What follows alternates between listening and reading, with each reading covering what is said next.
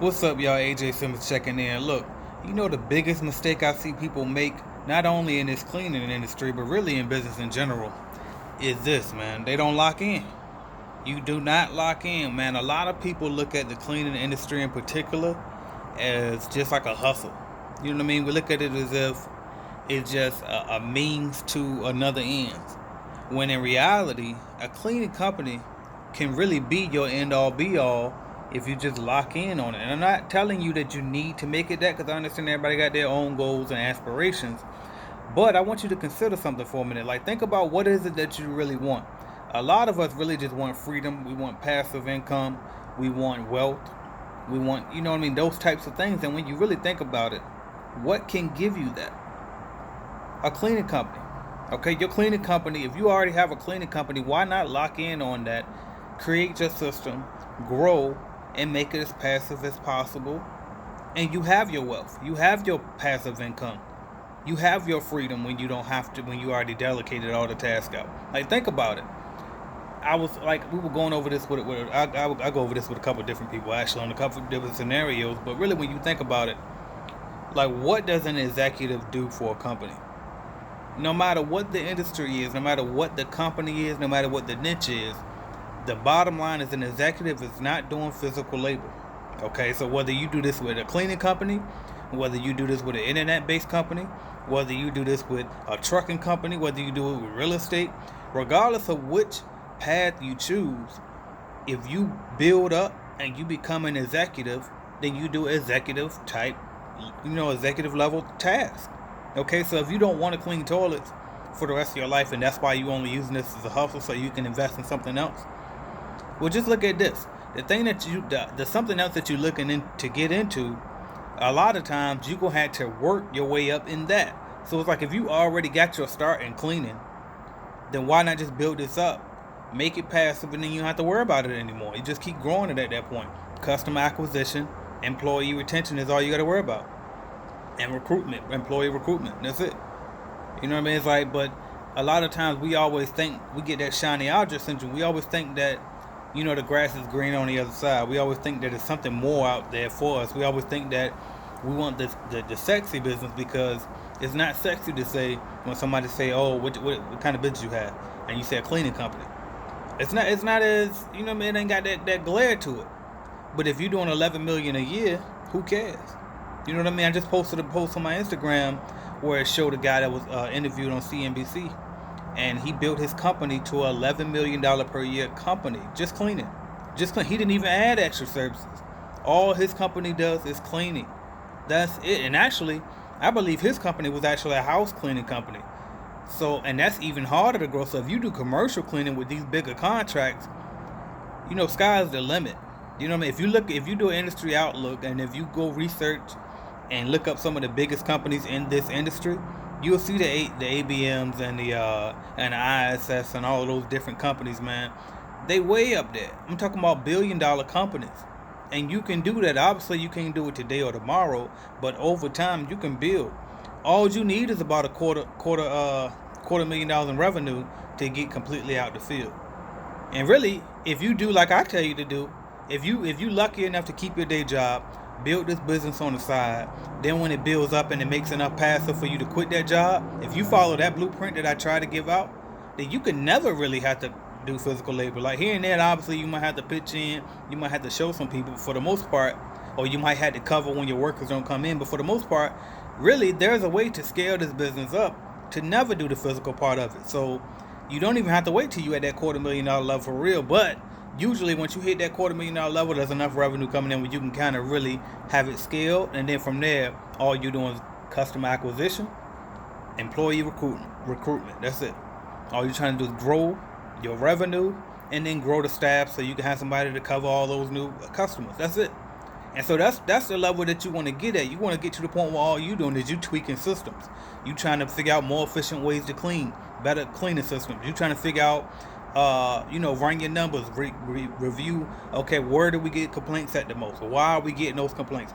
Those are the type of executive level tasks that you want to be doing. Like, those are the things that I do most of the time, day in and day out. Is I'm reviewing employee performance. You know what I mean? Creating spreadsheets, looking at charts, looking at the finances. You know what I mean? Those types of things. Trying to improve systems, creating new systems. And that's another thing too. Like people also, every time that you do something new in your company, you have to track it. That's what the key to creating a system that a lot of people miss is tracking. Okay, so let's just say y'all got a new way of, I don't know, hiring when you train your people. If you don't write it down, it's not a system.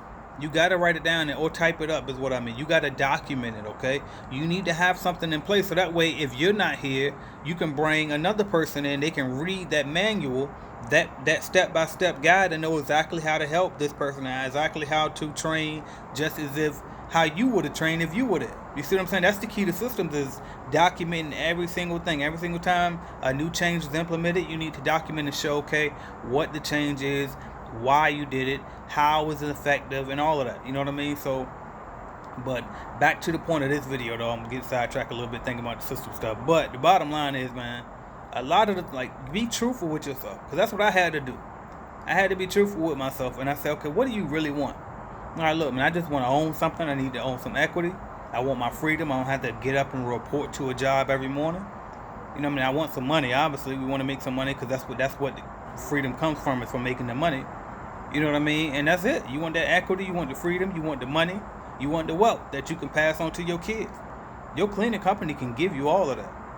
And it doesn't require you to have no good credit score. You ain't got to go ask for nobody for no loan. You know what I mean? It's a very small startup cost, but an extremely high upside. Like, I mean, sky's the limit with this stuff, man. So I wanted to point this out, not to convince you to only focus on your cleaning company. You can focus on whatever you want to. Plenty of people do plenty of things. I did plenty of things. You know what I mean? But my point is, a lot of times, like, you get out what you put into it. You get out what you put into it. So it's like a lot of times we're putting only 25-30% effort into this thing, and then wonder why it's not growing faster, or wonder why we only get 30% out of it. And it's like, but that's all you putting into it, and then you over here focusing on all these other little gigs. Pick this one thing. I'm talking about when we small too, man. If you ain't doing real money, you know what I mean? If you ain't doing like $500,000 in revenue, why are you doing so many other things for?